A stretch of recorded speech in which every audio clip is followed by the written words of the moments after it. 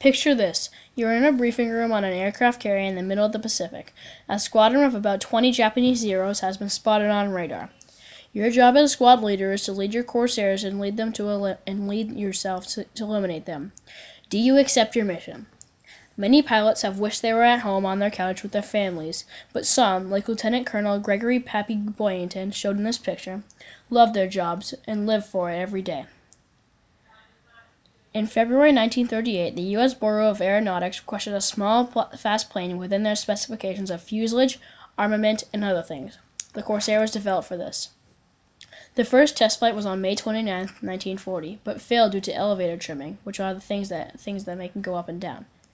Another test flight also failed when the pilot, Boone T. Gatlin, ran out of fuel and had to emergency land on a golf course. That's when I would call a 4. On October 1st, the XF-4U-1 had a successful flight, and that's when the first U.S. aircraft had achieved to fly faster than 400 miles per hour, and it actually went 404. The Corsair was commissioned in 1938 and decommissioned in 1965. It flew about 64,000 missions, 2,140 enemy planes were taken down, and only 189 Corsairs were lost. And it was actually 64,051 missions with the Navy, Marines, and Marine Corps. John Paul founded the Navy in 1775. He captained the Jones on his first assignment, and then adding that name to his own, becoming John Paul Jones. The function of the Navy was to protect the world's waters from threats to the U.S. Initially, the Navy commanded only the seas. The U.S. Navy used aircraft to protect the sea in the 1910s.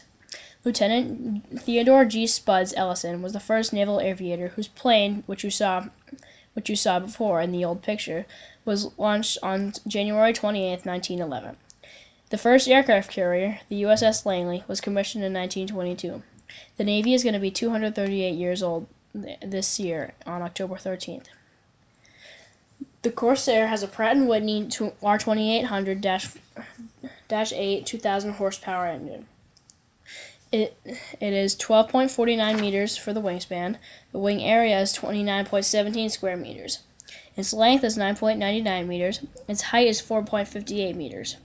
When its weights are empty, it is 4,025 kilograms. When they're loaded, it's 5,388 kilograms. And its maximum is 6,280 kilograms.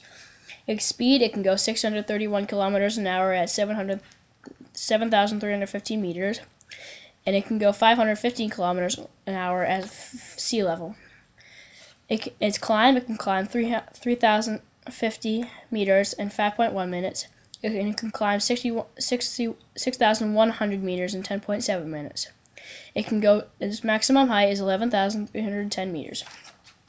Its range is 1,722 kilometers.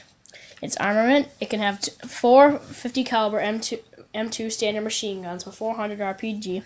It also can have at the same time 2 50 caliber M2 submachine guns with 375 RPG, or 2 454 kilogram bombs.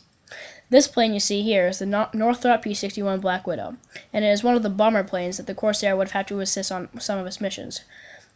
It would fly in groups alongside a few of these, and the Corsair would protect them from enemy attackers. This was a rare use for the Corsair, but it was able to do it when it needed to. The Corsair was nicknamed the Whistling Death by the Koreans because of the sound its radiators made when it was diving down to attack the ground. One Korean who was in Korea said, and this is translated, "The noise was so terrible. Once people heard it, they ran for cover because it was such a scary and powerful and scary plane." The Vought F-4U Corsair was decommissioned in 1965.